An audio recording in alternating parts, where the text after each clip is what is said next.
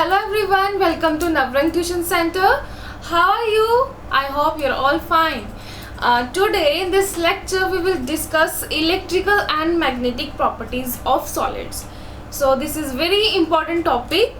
ये जो टॉपिक है ये फिजिक्स में भी यूज़ होगा, मतलब फिजिक्स में भी यही टॉपिक के बारे में पढ़ोगे जो आज हम पढ़ने जा रहे हैं। इसमें जो कुछ टर्म्स होंगी, कुछ टॉपिक्स होंगे और यही जो टॉपिक्स हैं वो हेल्पफुल हैं जो जेई और नीट के एग्ज़ाम में भी इससे रिलेटेड क्वेश्चंस आते हैं और जो बोर्ड के एग्ज़ाम है फाइनल उनमें भी ये क्वेश्चन जो आज हम पढ़ने जा रहे हैं उनमें से आता ही आता है।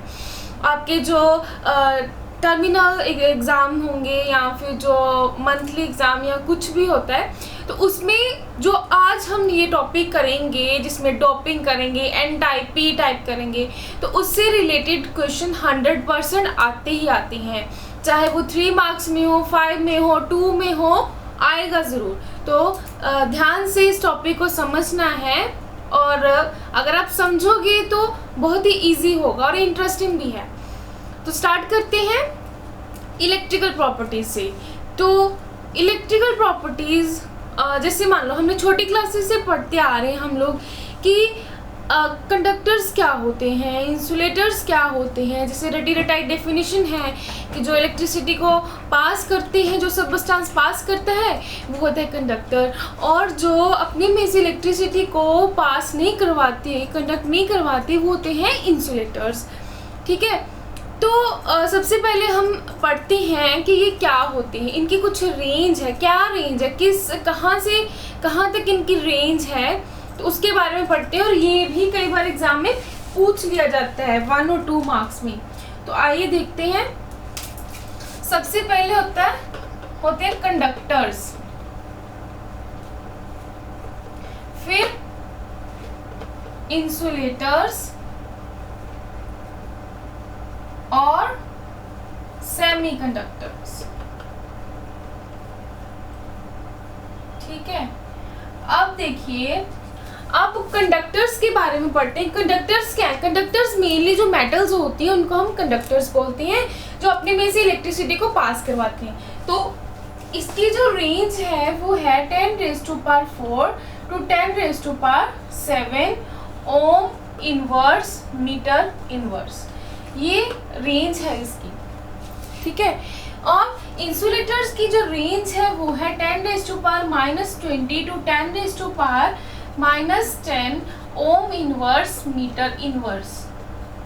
और सेमीकंडक्टर्स की जो रेंज है वो है 10⁻⁻6 to 10⁻⁴ ohm inverse metre inverse.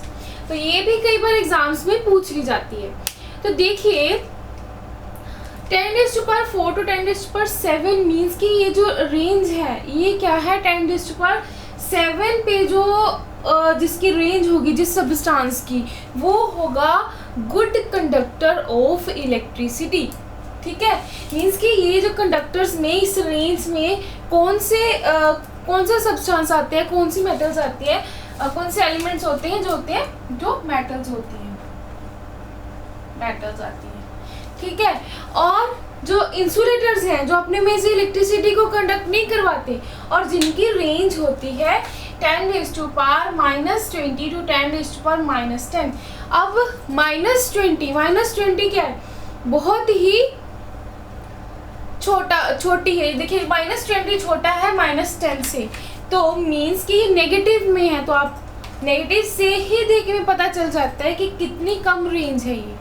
ठीक है, तो ये क्या होती हैं? इंसुलेटर्स जो इलेक्ट्रिसिटी को अपने में से पास नहीं होने देते। तो ये क्या है? बेसिकली नॉन मेटल्स होती हैं। तो ये होंगी नॉन मेटल्स आएंगी। और सेमीकंडक्टर्स वो होते हैं जिन सब्सटेंस को हम एक्सटर्नल एनर्जी देते हैं, एनर्जी प्रोवाइड करते हैं, तो वो क्या करते हैं कुछ लिमिट तक, मतलब कि जब एनर्जी प्रोवाइड करते हैं तो वो अपने में से इलेक्ट्रिसिटी को पास होने देते हैं, पास करवा देते हैं। तो ये देखिए, जैसे पहले इसकी नेगेटिव में है 10⁻⁻6 to 10⁻⁴, मतलब कि -6 मतलब कम से ये जब हमने एनर्जी देनी शुरू करी कि जो एक्सटर्नल एनर्जी प्रोवाइड करते हैं तो ये जो है कंडक्टिविटी को शो करते हैं। तो ये है हमारे सेमीकंडक्टर्स। इनमें जो आते हैं वो होते हैं वो एलिमेंट्स लाइक जर्मेनियम और सिलिकॉन जैसे जो एलिमेंट्स है वो सेमीकंडक्टर्स की एग्जाम्पल है। ठीक है, ये जो रेंज है ये एग्जाम में इनसे रिलेटेड जो क्वेश्चन है वो आता है, कई बार रेंज भी पूछ ली जाती है। तो ये थी हमारा कंडक्टर्स, इंसुलेटर और सेमीकंडक्टर जिनके हमने रेंज पढ़ी कि क्या क्या रेंज है। ठीक है, अब देखिए, अब आपको पता है कि जो कंडक्टर्स हैं उनमें से इलेक्ट्रिसिटी जो है पास होती है। तो इलेक्ट्रिसिटी क्या है? What is electricity? Flow of electron is electricity. ठीक है, कि जब इलेक्ट्रॉन्स का फ्लो होता है तो उसी को हम बोलते हैं कि इलेक्ट्रिसिटी जो है वो पास हो रही है, इलेक्ट्रिसिटी उसमें है, करंट है। तो हमें पता है जो कंडक्टर्स हैं वो क्या करते हैं, अपने में से इलेक्ट्रिसिटी को पास होने देते हैं। दैट मीन्स कि जो इलेक्ट्रिसिटी का कॉज है वो क्या है? The flow of electrons. तो कई बार क्या होते हैं, जो इंसुलेटर्स हैं वो भी अपने में से इलेक्ट्रिसिटी को पास करवाते हैं। ठीक है, कुछ कंडीशंस होती हैं। ऐसे ही सेमीकंडक्टर्स भी करवाते हैं। सेमीकंडक्टर्स में जब हम किसी और बाहर से कोई इम्प्योरिटी ऐड करते हैं तो उस इम्प्योरिटी की एडिशन की वजह से क्या होता है कि वो कंडक्टिविटी शो करते हैं। तो अब नेक्स्ट हम इसी के बारे में पढ़ेंगे कि कैसे कंडक्टर्स जो है वो कंडक्टिविटी शो करते हैं, कैसे सेमीकंडक्टर्स कंडक्टिविटी शो करते हैं। सबसे पहले बात करते हैं कंडक्टर्स की। तो कंडक्टर्स में क्या होता है, देखिए कंडक्टर्स की जो इलेक्ट्रिसिटी जो फ्लो करती है, जो इलेक्ट्रिसिटी है, इलेक्ट्रिसिटी की वजह क्या है, ये कैसे इलेक्ट्रिसिटी जो है वो प्रोड्यूस होती है। The flow of electrons is called electricity, is called current. ठीक है, तो जो वो इलेक्ट्रॉन्स हैं वो कहाँ से आए? जो वो एलिमेंट है, मेटल्स हैं, उनके जो वैलेंस शेल में इलेक्ट्रॉन्स होते हैं वही इलेक्ट्रॉन्स रिस्पॉन्सिबल होते हैं the flow of current electricity के।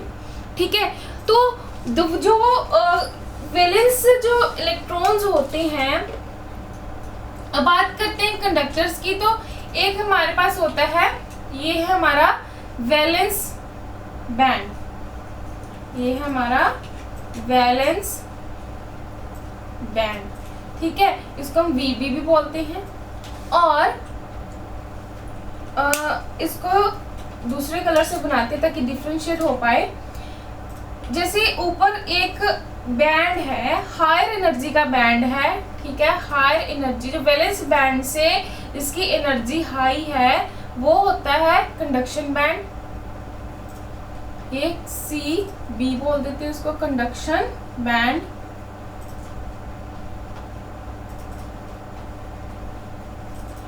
ठीक है, तो क्या होता है कि वैलेंस बैंड में क्या है, वैलेंस बैंड में जो हमारे वैलेंस इलेक्ट्रॉन्स होते हैं वो होते हैं इसमें। ठीक है, और क्या है, जब इसकी ओवरलैपिंग होती है तो ये जो इलेक्ट्रॉन्स हैं वैलेंस बैंड के, ये जो है हायर एनर्जी वाले जो कि एम्प्टी होता है, कंडक्शन बैंड एम्प्टी है, वैलेंस बैंड में वैलेंस इलेक्ट्रॉन्स हैं मेटल के।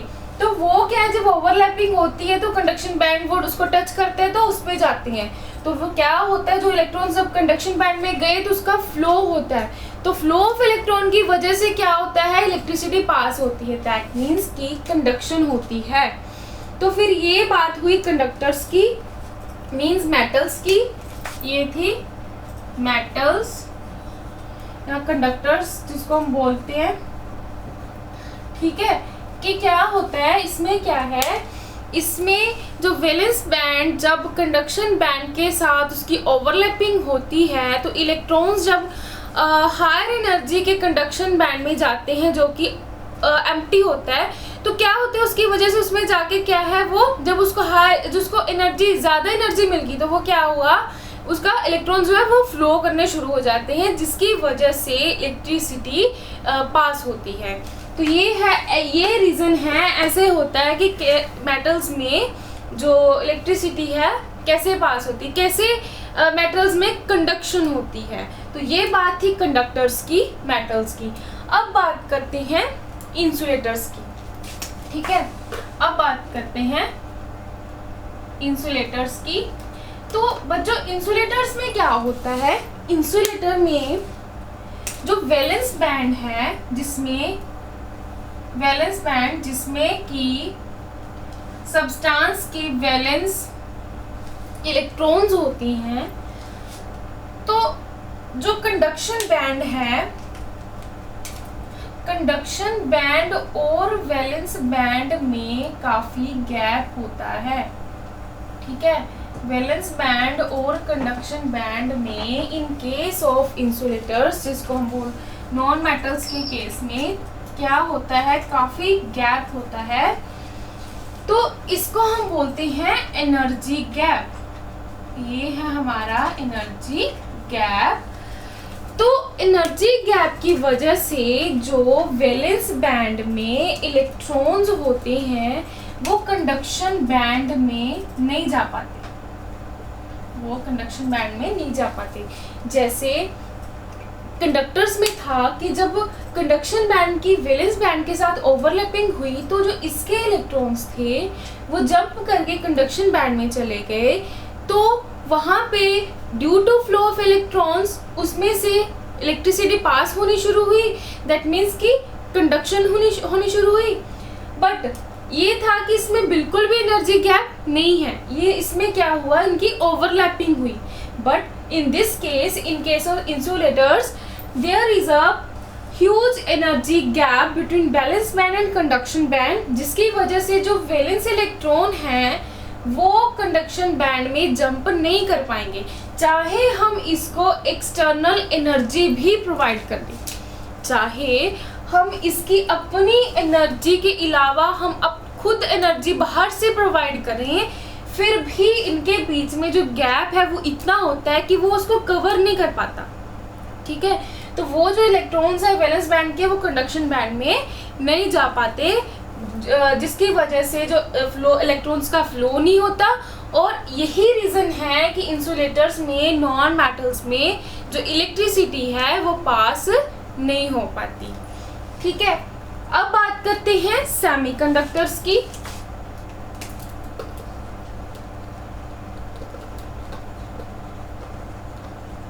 तो सेमीकंडक्टर्स में क्या होता है, कैसे कंडक्शन होती है, इसमें जो वैलेंस बैंड होता है, ठीक है,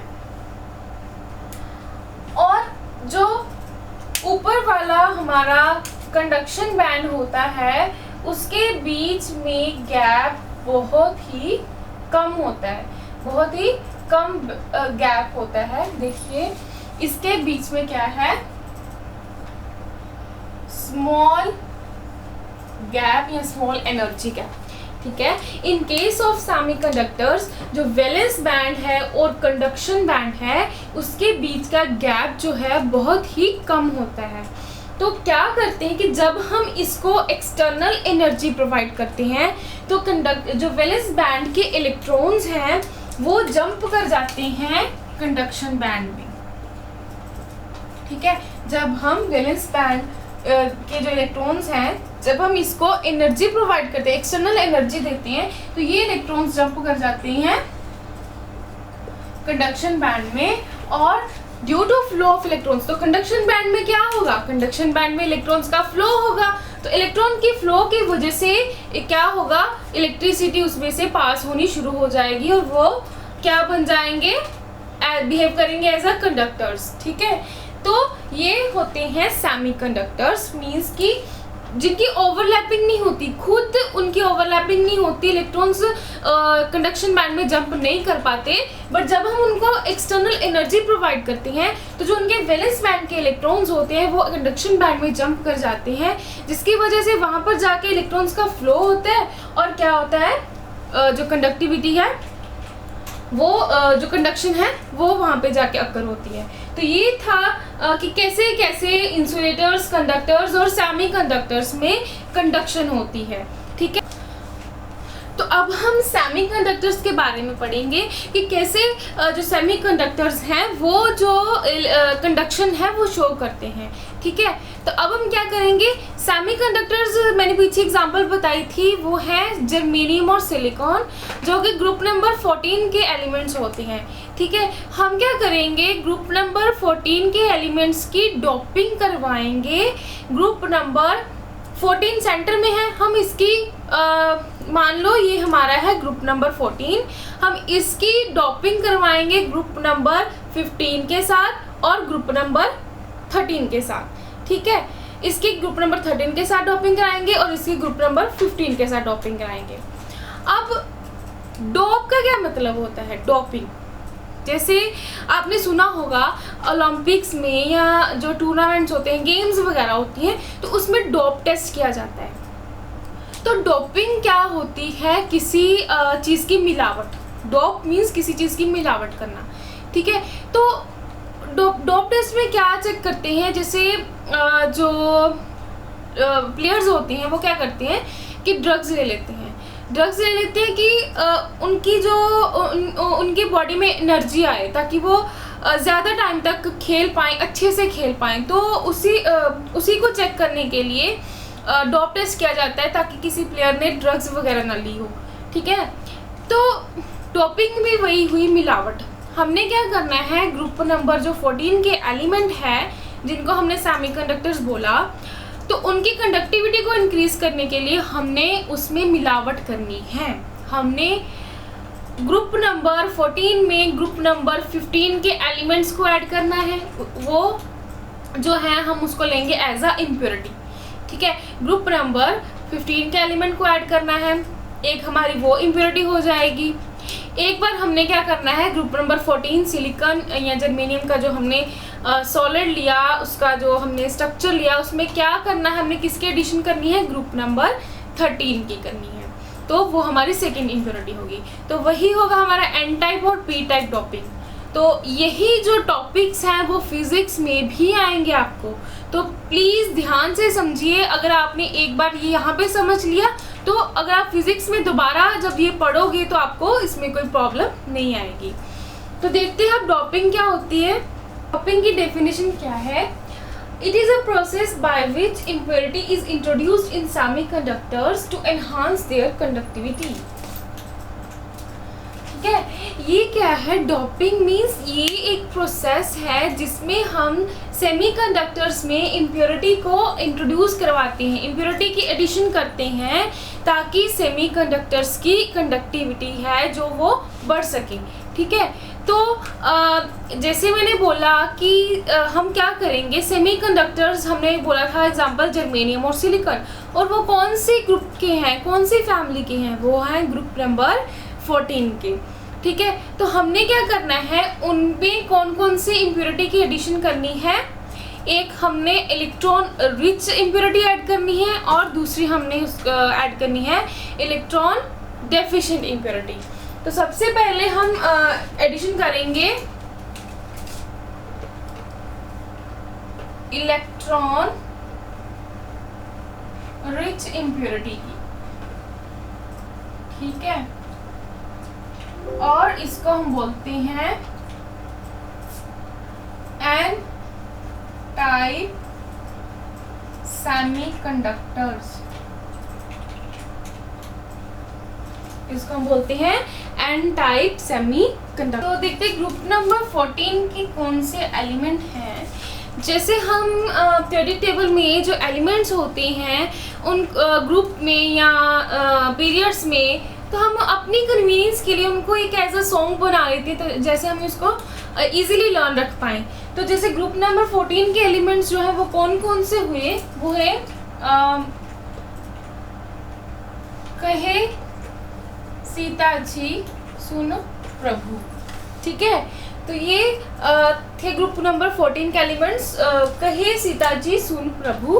तो इसमें क्या है, सी से carbon, silicon, germanium, tin, phosphorus, ये क्या है ग्रुप नंबर 14 के एलिमेंट है।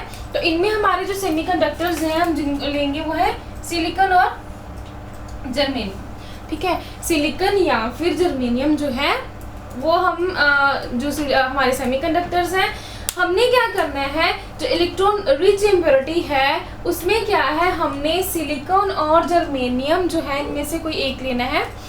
तो उसमें किसी एक मान लो, चाहे वो सिलिकॉन ले लो चाहे जर्मेनियम ले लो। तो हमने क्या, सेमीकंडक्टर में हमने क्या इंट्रोड्यूस करवानी है, इम्प्योरिटी। और कौन सी करवानी है, इलेक्ट्रॉन रिच इम्प्योरिटी। तो जो इलेक्ट्रॉन रिच इम्प्योरिटी है वो होंगी हमारे ग्रुप नंबर 15 के जो मेंबर्स हैं, ठीक है। देखिए ये ग्रुप नंबर 14 है, तो ग्रुप नंबर 14 के लास्ट में वैलेंस में कितने इलेक्ट्रॉन्स होंगे, 4 इलेक्ट्रॉन्स होंगे। तो जो हमारा सिलिकॉन है, मान लीजिए सिलिकॉन है, तो उसके पास कितने हुए, 1 2 3 और 4 एलिमेंट्स हुए। और ये जो 4 एलिमेंट्स हैं ये क्या करेंगे, कोवलेंट बॉन्ड की फॉर्मेशन करेंगे, ठीक है। ये 4 जो है ये 4 कोवलेंट बॉन्ड बनाएंगे।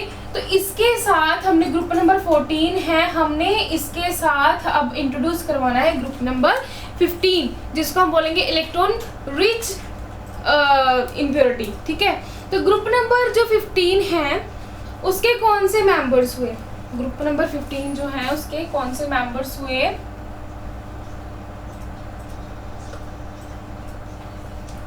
ग्रुप नंबर 15 जो है उसको भी हम एक सॉन्ग जैसे बना लेते हैं।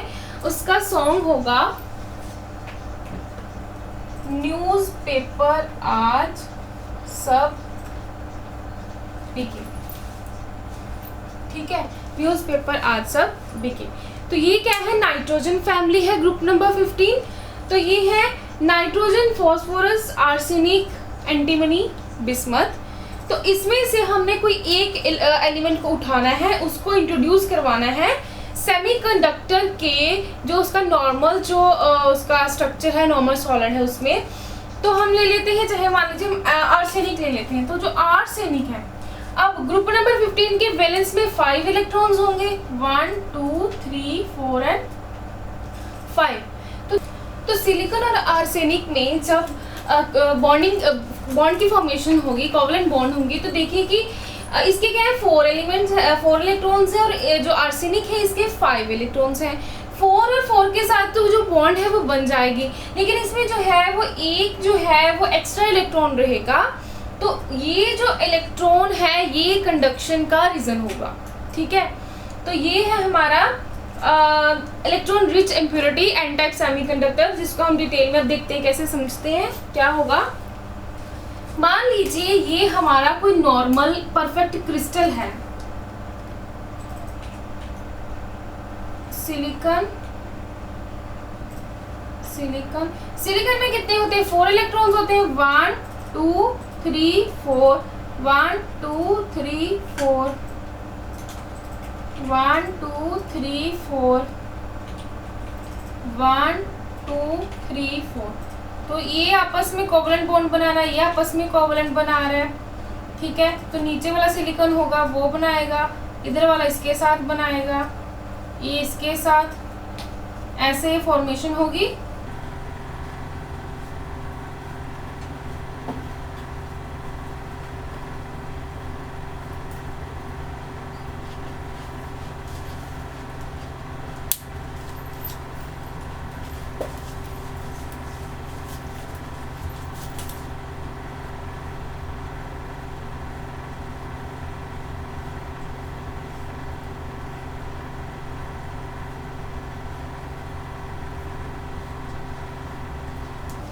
ठीक है। तो सिलिकॉन के जो 4 इलेक्ट्रॉन्स हैं, ठीक है।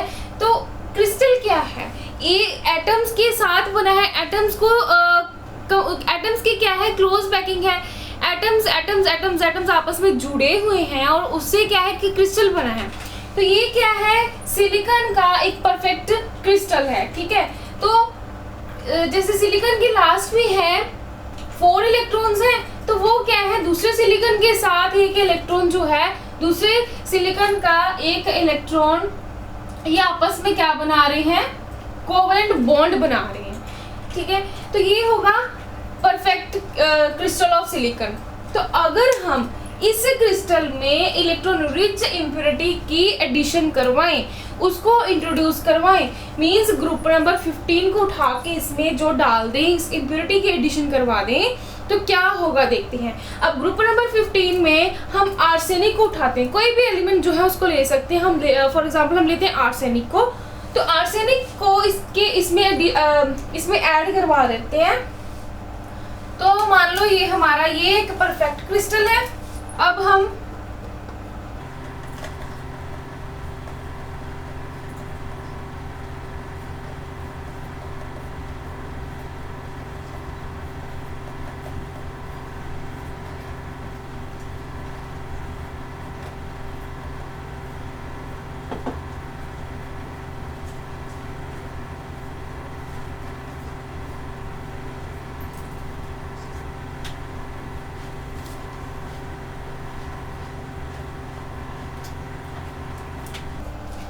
देखिए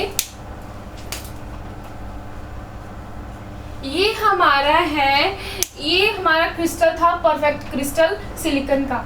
अब सिलिकॉन के क्रिस्टल में हमने ग्रुप नंबर 15 की आर्सेनिक को उठाया, उसको इसमें ऐड कर दिया। मींस कि हमने इलेक्ट्रॉन रिच इम्प्योरिटी को ऐड किया। इलेक्ट्रॉन रिच इम्प्योरिटी कैसे हुई, क्योंकि अब जो सिलिकॉन है, ये सिलिकॉन है, इनके पास तो 4 इलेक्ट्रॉन्स हैं सब सिलिकॉन्स के पास, ठीक है। अब आर्सेनिक जो है उनमें वैलेंस में कितने इलेक्ट्रॉन्स हैं, 5 इलेक्ट्रॉन्स हैं। तो अब जो 4 इलेक्ट्रॉन्स हैं वो तो कोवलेंट बॉन्ड बना लेंगे, बट जो एक इसका एक्स्ट्रा होगा ये एज इट इज इसमें रहेगा, ठीक है। जो ये एक्स्ट्रा इलेक्ट्रॉन है वो एज इट इज इसमें रहेगा। अब ऐसे ही जब हम इस क्रिस्टल में, जब सिलिकॉन में हम ग्रुप नंबर 15 की एडिशन करवाएंगे, तो उनके जो भी हमने इसमें इंट्रोड्यूस करवाया तो उसका जो एक इलेक्ट्रॉन होगा, तो क्या करेगा वो इलेक्ट्रॉन, वो फ्रीली उसमें मूव करेगा, ठीक है। तो मूवमेंट ऑफ इलेक्ट्रॉन क्या होती है, इलेक्ट्रिसिटी। तो ये जो इलेक्ट्रॉन है, ये इसकी वजह से इसमें क्या होगा, इलेक्ट्रिसिटी पास होगी। दैट मीन्स कि this electron, free electron is the reason of conduction in semiconductor. तो सेमीकंडक्टर थे ये। अब सेमीकंडक्टर में कंडक्टिविटी कैसे आई, जब हमने इलेक्ट्रॉन रिच इम्प्योरिटी की एडिशन करवाई, तो क्या हुआ, वो जो इलेक्ट्रॉन था, इलेक्ट्रॉन ज्यादा इलेक्ट्रॉन था। इलेक्ट्रॉन रिच मीन्स जो जितने चाहिए उससे ज्यादा इलेक्ट्रॉन हो, ठीक है। तो जो ये इलेक्ट्रॉन होगा जो बच गया, वो क्या होगा, कंडक्शन का रीजन होगा। इसकी वजह से ही जो इलेक्ट्रिसिटी है वो फ्लो करेगी, इलेक्ट्रिसिटी है जो वो मतलब प्रोड्यूस होगा। तो ये था हमारा इलेक्ट्रॉन रिच इम्प्योरिटी, जिसको हम एन टाइप सेमीकंडक्टर बोलते हैं। हमें पता है कि इलेक्ट्रॉन क्या है, इलेक्ट्रॉन क्या है, नेगेटिव चार्ज स्पीशीज होते हैं। तो नेगेटिव चार्ज है ये, तो इसमें इलेक्ट्रिसिटी की क्या कॉज है, क्या रीजन है, इलेक्ट्रॉन रीजन है, ठीक है। तो इलेक्ट्रॉन जो होता है वो क्या होता है, नेगेटिव होता है। इसीलिए हम क्या बोलते हैं इनको, एन टाइप सेमीकंडक्टर्स, ठीक है। तो ये था इलेक्ट्रॉन रिच इम्प्योरिटी को जब हमने इंट्रोड्यूस करवाया ग्रुप नंबर 14 में। लाइक 15 ग्रुप के आर्सेनिक को जब हमने जर्मेनियम के क्रिस्टल में ऐड किया, तो क्या होगा कि आर्सेनिक के 4 जो इलेक्ट्रॉन है वो सिलिकॉन के 4 इलेक्ट्रॉन्स के साथ कोवलेंट बॉन्ड तो बना लेंगे। तो जो वो फिफ्थ वाला इलेक्ट्रॉन रह जाएगा वो रिस्पॉन्सिबल होगा कंडक्शन का। मीन्स कि सेमीकंडक्टर्स में जो कंडक्शन होती है वो कैसी होती है, इलेक्ट्रॉन रिच इम्प्योरिटी जब हमने ऐड की तो वो जो फ्री इलेक्ट्रॉन रह गया उसकी वजह से।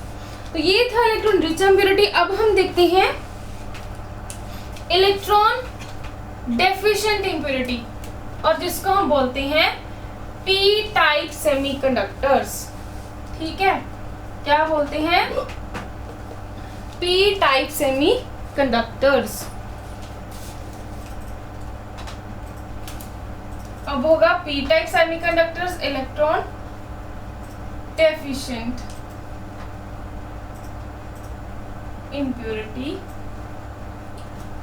अब हम क्या करेंगे, ग्रुप नंबर 13 के एलिमेंट के साथ डोपिंग करेंगे, ठीक है। ग्रुप नंबर 14 जो है उसकी डोपिंग करेंगे ग्रुप नंबर 13 के एलिमेंट के साथ। तो ग्रुप नंबर 14 का एलिमेंट हमने सिलिकॉन ही लिया है, तो सिलिकॉन में अब हमने सिलिकॉन की डोपिंग करवानी है हमने ग्रुप नंबर 13 के एलिमेंट के साथ। तो ग्रुप नंबर 13 के एलिमेंट क्या होते हैं,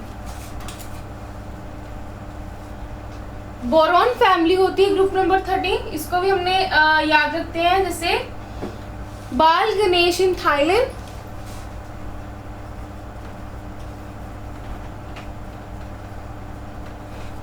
तो ये क्या है, boron aluminium gallium indium and thallium. तो ये इसमें से हमें कोई भी एलिमेंट को उठाना है, उसकी डोपिंग करवानी है ग्रुप नंबर 14 के एलिमेंट के साथ, मतलब सिलिकॉन के साथ। तो मान लीजिए हमने इसमें से कोई भी उठा लिया, बोरोन ले लो, एल्यूमिनियम ले लो, मान लो हमने बोरोन ले लिया। अब ग्रुप नंबर 13 के एलिमेंट जो है उनके वैलेंस में कितने इलेक्ट्रॉन्स होंगे, 3 इलेक्ट्रॉन्स होंगे, ठीक है। अब जो बोरोन है उसके पास कितने हैं, 3 इलेक्ट्रॉन्स हैं। अब डेफिशिएंट का क्या मीनिंग है, डेफिशिएंट मीन्स हमें जितने इलेक्ट्रॉन चाहिए उससे कम इलेक्ट्रॉन है। एक्सेस का क्या था, इलेक्ट्रॉन रिच इम्प्योरिटी क्या थी कि जितने हमें चाहिए थे उससे ज्यादा इलेक्ट्रॉन थे, हमें चाहिए थे 4 और पिछले में हमारे पास थे 5। अब इस केस में क्या है कि हमें चाहिए 4 लेकिन हमारे पास कितने इलेक्ट्रॉन्स हैं, 3 इलेक्ट्रॉन्स हैं। That means this is electron deficient impurity. तो हमने बोरोन की एडिशन करवाई। अब देखिए बोरोन के पास 3 इलेक्ट्रॉन्स हैं, तो 3 तो कोवलेंट बॉन्ड उसने बना ली सिलिकॉन के साथ। अब यहाँ पे जो नहीं है उसके पास, यहाँ पे जो वेकेंट है वहां पे होल की फॉर्मेशन हो जाएगी, होल होगा। तो यही होल जो है यही रीजन होगा कंडक्टिविटी का, ठीक है। अब इसमें क्या होगा, इसमें अगर कोई भी इलेक्ट्रॉन उठकर यहाँ पर आएगा, कोई भी क्रिस्टल में से इलेक्ट्रॉन उठकर अगर होल में आ जाएगा तो ये होल तो फुलफिल हो जाएगा लेकिन वहां पे होल बन जाएगा। मान लीजिए यहाँ से उठकर कोई इलेक्ट्रॉन यहाँ पे आता है तो यहाँ पे होल बन जाता है। मीन्स कि जो ये होल है यही कंडक्टिविटी का रीजन होंगे इन इलेक्ट्रॉन डेफिशिएंट इम्प्योरिटी में। तो जो होल है हम उसको क्या लेते हैं, पॉजिटिव लेते हैं। होल को हम क्या लेते हैं, पॉजिटिव लेते हैं, और दैट्स वाई इसको हम बोलते हैं P type semiconductor. P type semiconductors. तो ये थी हमारी डोपिंग, एन टाइप सेमीकंडक्टर्स और पी टाइप सेमीकंडक्टर्स हमने देखे, जिनमें क्या है कि जो सेमीकंडक्टर्स हैं उनमें हमने इम्प्योरिटी जो इंट्रोड्यूस करवानी है, एक हमने करवानी है इलेक्ट्रॉन रिच और एक हमने करवानी है इलेक्ट्रॉन डेफिशिएंट इम्प्योरिटी। तो ये था डोपिंग के बारे में। अब हम पढ़ते हैं नेक्स्ट। अब डोपिंग जो है, डोपिंग से रिलेटेड अब कुछ टर्म्स हैं। जब हम एनपी या एनपीएन ऐसे जो मिलाते हैं तो कुछ हमारे पास सब्सटेंस बनते हैं जिनको हम यूज़ करते हैं एज अ स्टेबलाइज़र यूज़ करते हैं, या फिर यूज़ करते हैं एज अ डिवाइस जिससे हमें पता चलता है रेडियो और ऑडियो सिग्नल्स के बारे में, या फिर हम यूज़ करते हैं डायरेक्ट अल्टरनेटिंग करंट को डायरेक्ट करंट में चेंज करने के लिए, ठीक है। तो ये कुछ टर्म्स हैं डोपिंग के साथ रिलेटेड जो आपको फिजिक्स में भी यूजफुल होंगी, वो पढ़ते हैं क्या है। तो ये टर्म्स है, सबसे पहले है डायोड। डायोड क्या होती है, when n type and p type semiconductors are combined result is known as a diode. Diode are used as a rectifiers. जब हम n टाइप और p टाइप सेमीकंडक्टर्स को कंबाइन कर देते हैं तो डायोड की फॉर्मेशन होती है। तो ये जो डायोड्स होती हैं हम इनको एज अ रेक्टिफायर यूज़ करते हैं। रेक्टिफायर मीन्स क्या होती है, रेक्टिफायर्स क्या करते हैं, अल्टरनेटिव करंट को डायरेक्ट करंट में चेंज करते हैं। मीन्स जो AC है उसको DC में चेंज करते हैं, और जो उसका मतलब कि वो क्या करते हैं कि करंट को अलाउ करते हैं कि वो सिर्फ एक ही डायरेक्शन में फ्लो करे, ठीक है। तो डायोड जो होते हैं वो क्या करते हैं, रेक्टिफायर्स की तरह भी एक्ट करते हैं। और आगे है हमारे पास ट्रांजिस्टर्स। तो ट्रांजिस्टर्स क्या होते हैं, these are used to detect radio or audio signals. They consist of PNP and NPN sandwich semiconductors. Transistors होते हैं PNP और NPN सैंडविच। मतलब कि ये जो टर्म्स आ रही है डोपिंग से ही आ रही हैं, doping P type N type, उन्हीं को उठा के उन्हीं को कंबाइन करके जो हैं ये बनाए गए हैं डिवाइसेस। तो पीएनपी ये क्या है? Sandwich semiconductor. कैसे? अब देखिए सैंडविच कैसे होता है कि दो चीज़ें होती हैं, उनके बीच में कुछ रखा जाता है। जैसे दो ब्रेड स्लाइसेस हैं, उनके बीच में हमने मटेरियल रखा है। तो ये क्या है?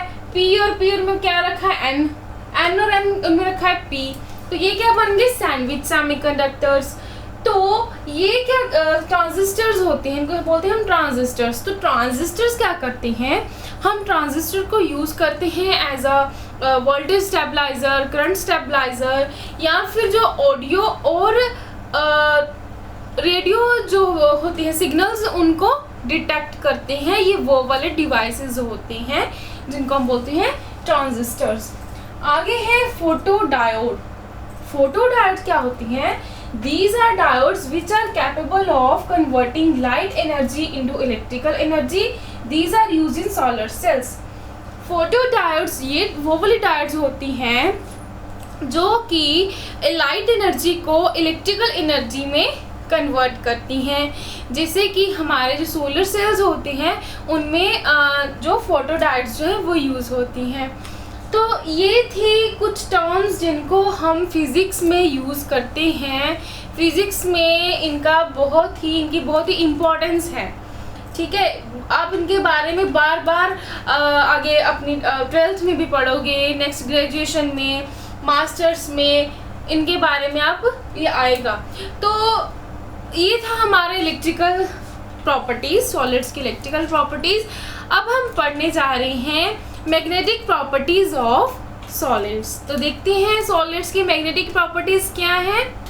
तो मैग्नेटिक प्रॉपर्टीज़ करने से पहले हमने जो इलेक्ट्रिक प्रॉपर्टीज़ करी हैं इनमें से जो फाइनल एग्ज़ाम में क्वेश्चन ज़रूर आएगा आपको, जैसे एन टाइप डोपिंग पूछ सकते हैं, पी टाइप डोपिंग पूछ सकते हैं। ठीक है, आपको सेमीकंडक्टर्स के बारे में पूछ सकते हैं। तो 3 मार्क्स में या 2 मार्क्स में जो आज हमने इस लेक्चर में पढ़ा इसमें से ज़रूर एग्ज़ाम में आपको पूछा जाएगा। तो अब करते हैं मैग्नेटिक प्रॉपर्टीज़। मैग्नेटिक प्रॉपर्टीज़ के बेस पे जो सब्सटेंस हैं उनको 5 कैटेगरीज में डिवाइड किया जाता है। तो सबसे पहले आता है हमारा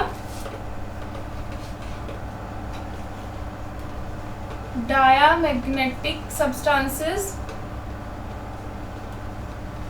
second is paramagnetic substances, third is ferromagnetic substances, fourth is antiferromagnetic substances,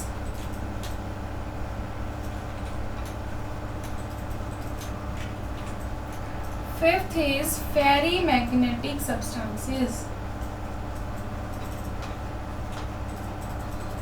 ठीक है, तो मैग्नेटिक प्रॉपर्टीज के बेस पे जो सब्सटेंसेस हैं उनको हम 5 कैटेगरीज में डिवाइड करते हैं।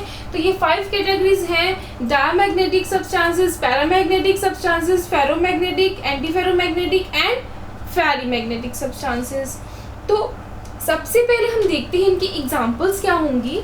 डायमैग्नेटिक की हम लेते हैं, जैसे वाटर है, इसकी O2 है ऑक्सीजन, आयरन है Fe है, MnO मैंगनीज ऑक्साइड है, और फेरिक ऑक्साइड Fe3 और 4 है। ये हमने इसकी एग्जांपल ली है कि जो ये वाले मॉलिक्यूल्स हैं, जैसे हमने पढ़ा था प्रीवियस +1 में, जो हम मॉलिक्यूलर ऑर्बिटल थ्योरी करी थी हमने, तो उसमें जो पढ़ा था कि कैसे हम करते थे इलेक्ट्रॉन्स जो हैं वो शो करते थे कि कौन सा पैरामैग्नेटिक है, डायमैग्नेटिक है। जब हम उनके जो ऑर्बिटल बनाते थे, सबशेल्स में इलेक्ट्रॉन शो करते थे, तो उनसे पता चलता था। तो ये वही है कि जो डायमैग्नेटिक होता है उसमें क्या है, उसके सबशेल में क्या होती हैं, उसके सबशेल में क्या होता है, ये फुली फिल्ड होता है, 2 इलेक्ट्रॉन्स होते हैं। ठीक है, मतलब इलेक्ट्रॉन्स होते हैं, उनकी डायरेक्शन क्या है, ऑपोजिट डायरेक्शन है। ये डोमेन्स जो है ये क्या ऑपोजिट डायरेक्शन के हैं। तो ये क्या करेंगे, एक दूसरे के इफेक्ट को कैंसिल आउट कर देंगे। तो इसकी वजह से इनका जो इनकी मैग्नेटिक प्रॉपर्टी क्या हो जाएगी, मतलब ज़ीरो हो जाएगी। मींस कि ये मैग्नेटिक प्रॉपर्टी शो नहीं करते। ये वीक मैग्नेट्स होते हैं कि अगर हम बाहर से कोई मैग्नेटिक फील्ड अप्लाई करते हैं इन सब्सटेंसेस में, तो क्या होता है, ये कोई भी इफेक्ट शो नहीं करते। तो आगे हम देखते हैं पैरामैग्नेटिक क्या होते हैं। पैरामैग्नेटिक में जैसे ऑक्सीजन हमने ली है, ऐसे सब्सटेंसेस होते हैं पैरामैग्नेटिक। ये क्या है, ये अच्छे मैग्नेट्स होते हैं, लेकिन ये टेम्परेरी मैग्नेट्स होते हैं। जैसे इनमें क्या होता है, इनके जो सबशेल में इलेक्ट्रॉन होता है एक, ठीक है, मतलब कि अनपेयर्ड इलेक्ट्रॉन होते हैं इनमें, और अनपेयर्ड इलेक्ट्रॉन ही वजह है कि यही है, ड्यू टू अनपेयर्ड इलेक्ट्रॉन्स जो मैग्नेटिक प्रॉपर्टी शो करते हैं। तो इनमें जब हमने एक्सटर्नल मैग्नेटिक फील्ड लगाई, तो उसकी वजह से ये क्या करेंगे, सिर्फ जितनी देर तक हमने मैग्नेटिक फील्ड लगाई है, मैग्नेटिक फील्ड हमने जो एक्सटर्नल मैग्नेटिक फील्ड हम प्रोवाइड करेंगे, जब तक वो फील्ड रहेगी तब तक ही ये अपने मैग्नेटिक बिहेवियर शो करेंगे। जब हम उस फील्ड को हटा देंगे तो ये मैग्नेटिक बिहेवियर शो करना छोड़ देगा। तो ये क्या होते हैं, ये टेम्परेरी मैग्नेट्स होते हैं। ये तो मैग्नेटिज्म बिल्कुल ही शो नहीं करते, क्योंकि ये क्या एक दूसरे के इफेक्ट को कैंसिल आउट कर देते हैं। तो जो पैरामैग्नेटिक है ये क्या है, टेम्परेरी मैग्नेट्स हैं। ये है टेम्परेरी मैग्नेट्स।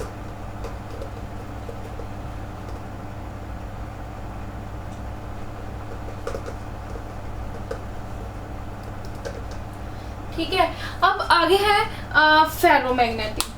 फेरोमैग्नेटिक सब्सटेंसेस जैसे आयरन है, ये क्या करेंगे, फेरोमैग्नेटिक सब्सटेंसेस जो होते हैं इनमें क्या है, इनमें जब जो इलेक्ट्रॉन्स हैं जब वो हम उनको ग्रुप में अलाइन करते हैं तो उसको हम बोलते हैं डोमेन्स, उसको हम बोलते हैं डोमेन्स।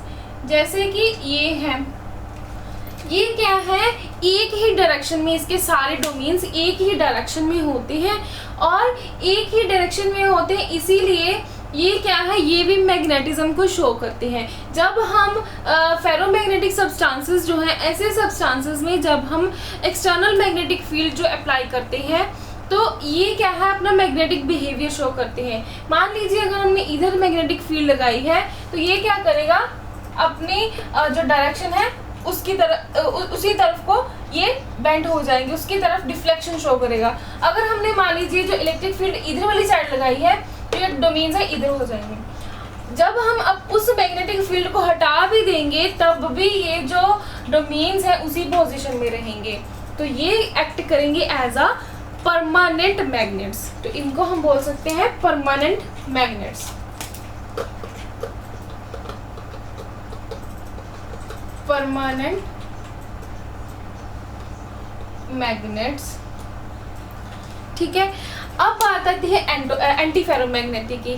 फेरोमैग्नेटिक के एंटी है ये, मतलब उल्ट हो जाएगा। जैसे डाया पैरा के ऑपोजिट था डाया की, जैसे एक था इसमें इलेक्ट्रॉन और ये एक इसमें एक सबशेल में एक और इलेक्ट्रॉन आ गया, उसकी डायरेक्शन अलग थी, एक दूसरे के इफेक्ट को कैंसिल आउट कर दिया और बिल्कुल भी मैग्नेटिज्म जो डायमैग्नेटिक है ये शो नहीं करते। ऐसे जो एंटी फेरोमैग्नेटिक सब्सटेंसेस होती हैं, इनमें जो डोमेन्स होते हैं उनकी डायरेक्शन कुछ ऐसी होती है, अपोजिट डायरेक्शन होती है। तो अपोजिट डायरेक्शन की वजह से ये एक दूसरे के इफेक्ट को कैंसिल आउट कर देते हैं, जिसकी वजह से ये भी कोई भी मैग्नेटिक प्रॉपर्टी शो नहीं करते, मींस कि ये भी मैग्नेटिज्म शो नहीं करते। तो लास्ट में आता है फेरी मैग्नेटिक सब्सटेंसेस। तो फेरी मैग्नेटिक सब्सटेंसेस जो होती हैं, ये इनमें क्या होता है, डोमेन्स जो होती हैं कुछ की डायरेक्शन जो है वो सेम है, तो कई बार ये ऑपोजिट हो जाएगी, कई बार सेम होगी, कई बार ऑपोजिट हो जाएगी। तो ये ऐसे होते हैं। तो इनमें क्या होगा, कोई जो है जैसे ऑपोजिट डायरेक्शन उनका वो एक दूसरे का इफेक्ट जो है कैंसिल आउट कर देंगे, ठीक है। जो कुछ है वो रह जाएंगे ऐसे, मीन्स अकेला रह जाएंगे। कुछ जो है एक दूसरे को कैंसिल आउट कर देंगे और कुछ जो है वो एज इट इज रह जाएंगे। तो जो एज इट इज जो उसमें रह जाएंगे कुछ, तो वो शो करेंगे एज अ पैरामैग्नेटिक सब्सटेंसेस। तो उनकी वजह से वो शो करेगा पैरामैग्नेटिक बिहेवियर। तो मतलब जिसको हम बोल सकते हैं कि टेम्परेरी मैग्नेटिज्म शो करेंगे फेरीमैग्नेटिक सब्सटेंसेस। तो ये थे 5 टाइप्स के substances on the basis of the magnetic properties. मतलब कि मैग्नेटिक प्रॉपर्टीज के मतलब कि मैग्नेटिक प्रॉपर्टीज जो सॉलिड्स की मैग्नेटिक प्रॉपर्टीज के बेस पे सब्सटेंसेस जो हैं वो 5 टाइप्स के होते हैं, वो हमने पढ़ा। अब हम पढ़ेंगे क्यूरी टेम्परेचर। एक वर्ड होगा क्यूरी टेम्परेचर जो कि इम्पॉर्टेंट है, एग्जाम में पूछ लिया जाता है और वैसे भी कॉम्पिटिटिव एग्जाम्स में भी आते हैं कि क्यूरी टेम्परेचर क्या है। तो देखते हैं क्यूरी टेम्परेचर क्या होता है। तो क्यूरी टेम्परेचर है the temperature at which ferromagnetic substances loses its ferromagnetism and attains paramagnetism only is called Curie temperature. वो वाला टेम्परेचर यहाँ पर वो वाला टेम्परेचर जहाँ पर क्या होगा कि जो फेरोमैग्नेटिक सब्सटेंसेस है वो अपनी फेरोमैग्नेटिज्म को छोड़ के पैरामैग्नेटिज्म को अटेन कर ले, उस टेम्परेचर को हम बोलेंगे क्यूरी टेम्परेचर। मीन्स कि जैसे आयरन जो है वो क्या है, फेरोमैग्नेटिक सब्सटेंस है, वो 1033 केल्विन टेम्परेचर पर आकर क्या होगा, पैरामैग्नेटिक सब्सटेंस में चेंज हो जाएगा। वो अपना बिहेवियर जो है वो अटेन कर लेगा पैरामैग्नेटिज्म की तरह। और निकल जो है वो 629 केल्विन टेम्परेचर पे आगे वो पैरामैग्नेटिक बिहेवियर शो करेगा। मीन्स कि वो वाला टेम्परेचर यहाँ पर आके फेरोमैग्नेटिक सब्सटेंसेस पैरामैग्नेटिक सब्सटेंसेस में बदल जाते हैं, उस टेम्परेचर को हम बोलते हैं क्यूरी टेम्परेचर। तो इन जैसे आयरन है, इस टेम्परेचर से जो बिलो टेम्परेचर होगा, उन बिलो टेम्परेचर पे जो मर्जी टेम्परेचर आए, जैसे मान लो 900 है, 900 समथिंग होगा, 935 है, या फिर इवन कि 1030 पर भी जो आयरन है वो फेरोमैग्नेटिक ही रहेगा। मीन्स कि जो उनका क्यूरी टेम्परेचर है सब्सटेंसेस का, उनसे बिलो जो टेम्परेचर है उन पे वो फेरोमैग्नेटिक बिहेवियर ही शो करेंगे।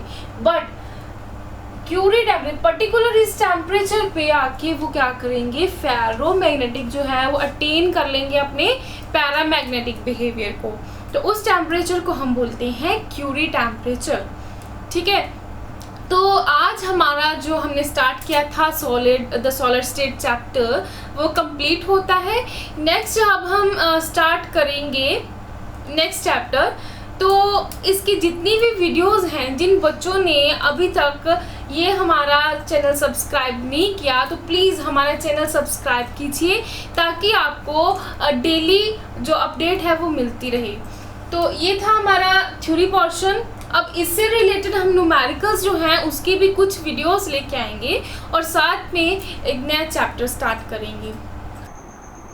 For more updates, subscribe my channel and press the bell icon. Thank you.